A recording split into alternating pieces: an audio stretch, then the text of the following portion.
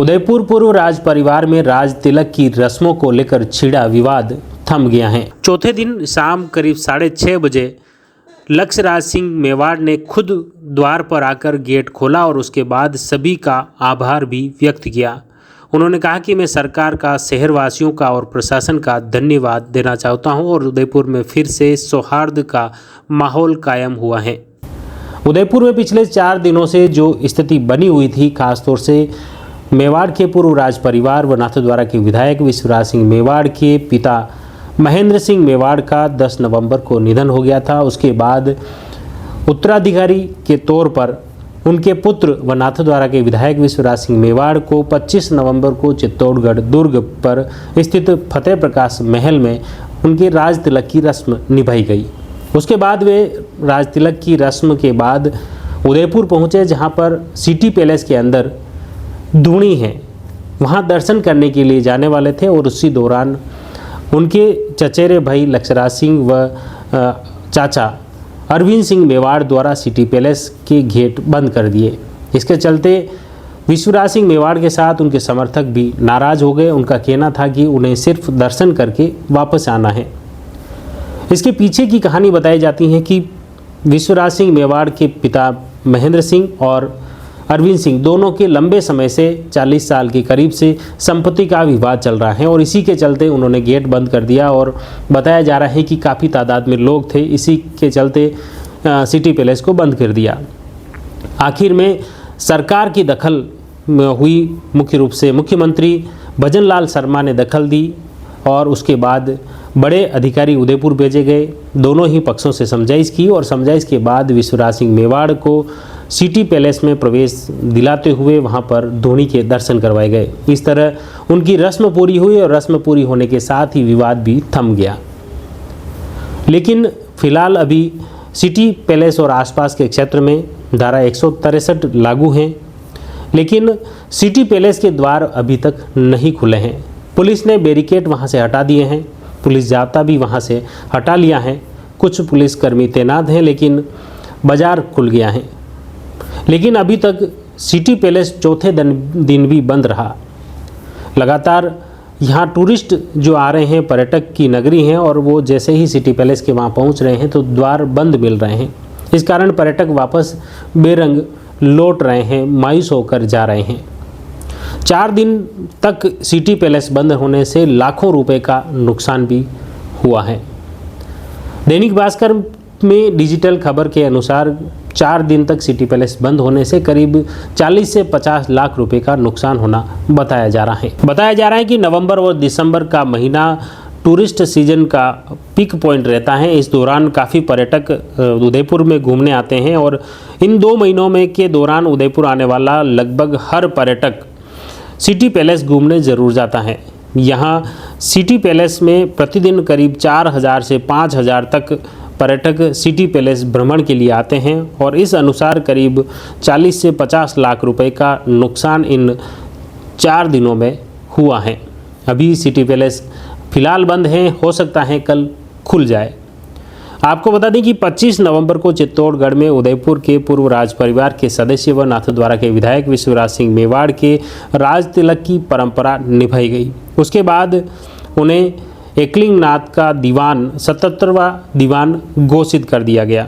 इसके साथ ही वे उदयपुर के धूणी दर्शन के लिए आए थे और तभी सैकड़ों की समर्थक के साथ वो वहाँ पहुँचे, लेकिन सिटी पैलेस का गेट बंद होने से विवाद बढ़ गया और इसी के चलते फिर बाद में पथराव भी हुआ, पुलिस ने भी खदेड़ा और काफ़ी विवाद बढ़ा। आखिर में प्रदेश के मुख्यमंत्री भजन लाल शर्मा ने दखल दी। उन्होंने बड़े अधिकारियों को यहाँ पर भेजा और समझाइश के साथ ही सिटी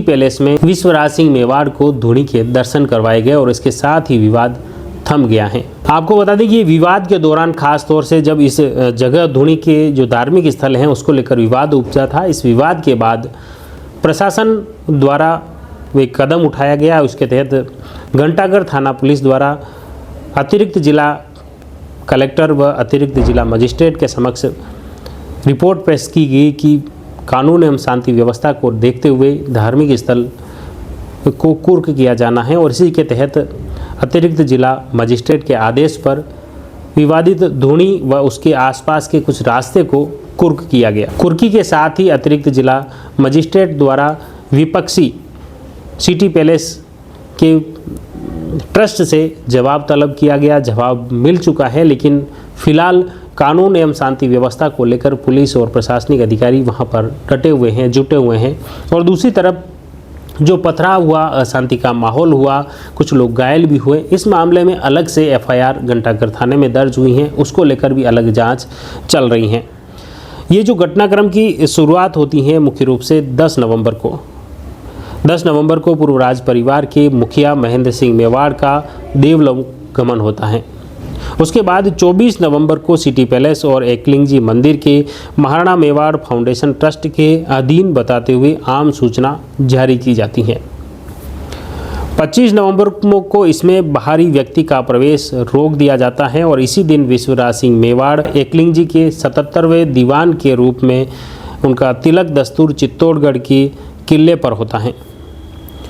उसके बाद वे शाम करीब 5 बजे विश्वराज सिंह मेवाड़ अपने समर्थकों के साथ सिटी पैलेस उदयपुर पहुंचते हैं, जहां पर गेट बंद होता है तो वे उसी जगह धरने पर बैठ जाते हैं।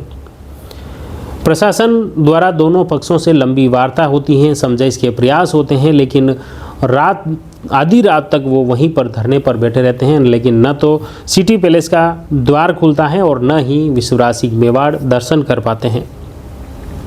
देर रात को प्रशासन द्वारा उस विवादित जगह को कुर्क किया जाता है और बताया जाता है कि अगले दिन वे उस कुर्क वाली जगह को पोजीशन में लेकर आपको दर्शन करवा देंगे। दूसरा दिन हो जाता है, लेकिन दूसरे दिन भी न तो वह उस द्वार के गेट खुलते हैं और न ही प्रशासन उस विवादित स्थल को जो कुर्क की गई है उसे अपने पोजीशन में ले पाता है। इस तरह पूरा दिन निकल जाता है और फिर से सिटी पैलेस के द्वार नहीं खुलते हैं और विश्वराज सिंह मेवाड़ दूसरे दिन भी दर्शन नहीं कर पाते हैं। तीसरा दिन होता है और तीसरा दिन विश्वराज सिंह मेवाड़ सुबह अपने शुभ मुहूर्त के तहत कैलाशपुरी पहुंचते हैं, जहां पर एकलिंग नाथ के दर्शन करते हैं और वहां पर उनके परंपरा के तहत रंग देने की रस्म निभाई जाती है। उनकी सफ़ेद पाग उतार कर लाल पाग पहनी जाती है। इसके साथ ही उनके परिवार में शोक भंग हो जाता है। यहाँ से वे वापस समोर बाग अपने आवास पर पहुँचते हैं। वहाँ दिन में सभी राव उमराव का रंग का शोक भंग करने के लिए रंग का दस्तूर फिर किया जाता है। विश्वराज सिंह मेवाड़ द्वारा सभी राव उमराव को पाग, रंगीन पाग के सौंप कर उनके शोक उनका भी भंग करवाया जाता है। कहते हैं कि इस पूर्व राज परिवार में किसी का भी निधन होता है तो पूरे मेवाड़ में शोक रहता है। मेवाड़ में जितने भी राव उमराव जो हैं उन परिवारों में भी शोक रहता है और उनका शोक यहीं से विश्वराज सिंह मेवाड़ के द्वारा ये रंगीन पाग उन्हें देकर भेंट करके ये उनका शोक तुड़वाया। यह रस्म पूरी होने के बाद फिर विश्वराज सिंह मेवाड़ बताते हैं कि उन्हें सरकार के स्तर से और प्रशासन से कॉल आया है कि 5 बजे उन्हें धूनी के दर्शन करवाए जाएंगे। उसके बाद प्रदेश से गृह सचिव आते हैं आनंद कुमार और एडीजी विशाल बंसल, वे आते हैं अन्य प्रशासनिक संभागीय आयुक्त के साथ आईजी, जिला कलेक्टर, सभी उनके आवास पर पहुंचते हैं समोर बाग और विश्वराज सिंह मेवाड़ से मुलाकात करते हैं और उसके बाद कुछ राव उमराव उनके साथ लेते हैं और उन्हें सिटी पैलेस ले जाया जाता है। वहाँ पर उन्हें धूनी के दर्शन करवाए जाते हैं और उसके बाद वे वापस लौट आते हैं। इसके बाद वापस जश्न मनाया जाता है, आतिशबाजी की जाती है और इसके साथ ही यह विवाद तीसरे दिन खत्म हो जाता है। इस बीच में विश्वराज सिंह मेवाड़ और दूसरी तरफ लक्ष्य राज सिंह मेवाड़ दोनों चचेरे भाई हैं। दोनों प्रेस कॉन्फ्रेंस करते हैं और दोनों ही एक दूसरे पर गंभीर आरोप प्रत्यारोप भी लगाते हैं, लेकिन विवाद थम गया था। विवाद थमने के बाद आज चौथा दिन है। आज बाजार भी खुले, सुबह पुलिस ने बैरिकेड भी हटा दिए, कुछ शांति व्यवस्था भी दिख रही है। दोनों तरफ से कोई भी अशांति जैसी स्थिति नहीं है, लेकिन बाजार खुलने के बाद भी थमासा है। सिटी पैलेस के द्वार अब भी नहीं खुले हैं। खैर ये घटनाक्रम जो भी हुआ, लेकिन कहीं न कहीं इस घटनाक्रम से कहीं न कहीं पूरा मेवाड़ शर्मिंदा हुआ है। महाराणा प्रताप का जो वंशज हैं उस वंशज के प्रति, महाराणा प्रताप के प्रति जो देश और दुनिया के लोग जिस नज़रिए से देखते हैं, जो आन बान शान के लिए जाना जाता है, त्याग समर्पण शौर्य के नाम से पूर्व राज परिवार, उदयपुर का पूर्व राज परिवार जाना जाता है, और उस परिवार का जो झगड़ा है वो इस तरह सड़क पर आ जाता है, तो इससे कहीं न कहीं उदयपुर और पूर्व राज परिवार की गरिमा पर को ठेस जरूर पहुंची है। आप इस पूरे मामले को लेकर किस नज़रिए से देखते हैं, क्या सोचते हैं, कमेंट बॉक्स में ज़रूर लिखिए। जुड़े रहिए जयवर्धन न्यूज़ के साथ। धन्यवाद।